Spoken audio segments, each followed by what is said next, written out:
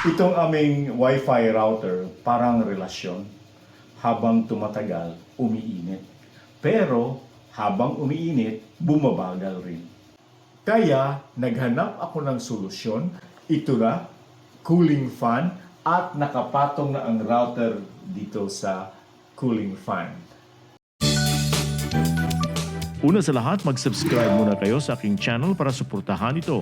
You may also join this channel as a member to avail of exclusive perks like priority in comments reply and early access or exclusive access to some videos for members only. You can also help fund some projects here by sharing super thanks. Wow!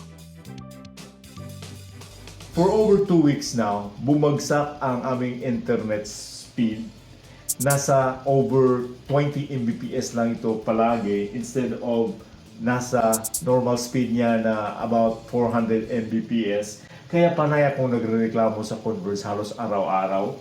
Sabi ko sa kanila, para kayong relasyon, habang tumatagal, bumabagal. Every time na nagreklamo ako, nag-adjust sila sa aming router remotely. Pero ganoon pa rin, bumabalik pa rin ang pagbagal nito. Finally, last week, may isang agent ng Converse, customer service agent, na nagsabi na may abnormalities sa parameters ng aming modem router. Kinulit ko, ano yun? Sabi niya, posibleng umiinit yung router. Then I realized na in few months na, mainit tong router dito. Hindi siya yung normal na operation niya. Pero kung titingnan naman doon sa app ng Converge na nag-monitor dito sa router, nakalagay doon ideal ang kanyang temperature. Nakakaapekto ba ang init ng router sa performance ng router? Sabi ng Gemini, yes.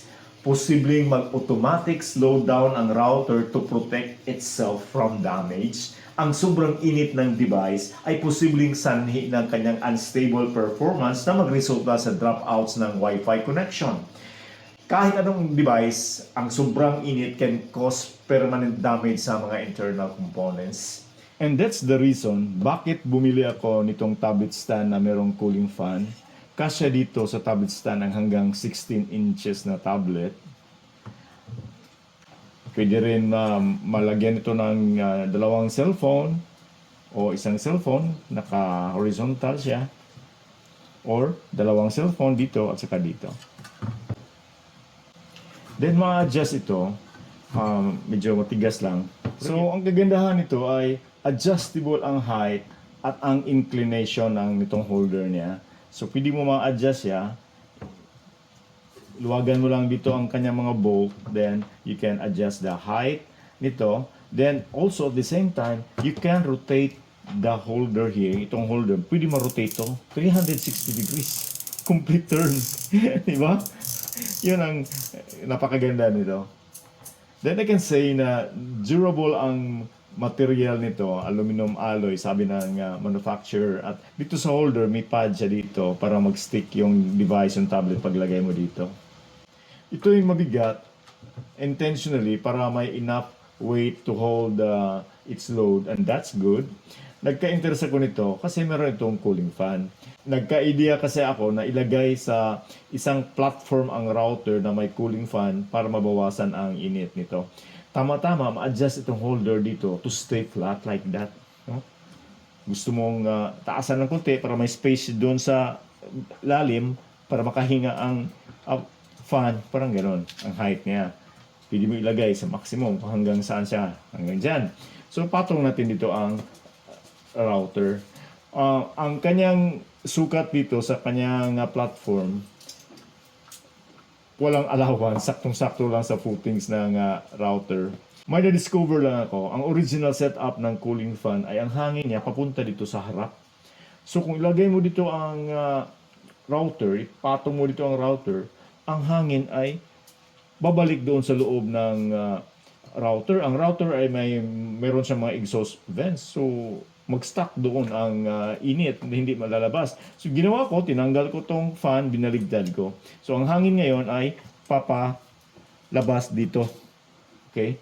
So, agad makadissipate ito ng hangin kaysa yung unang setup niya na baligtad.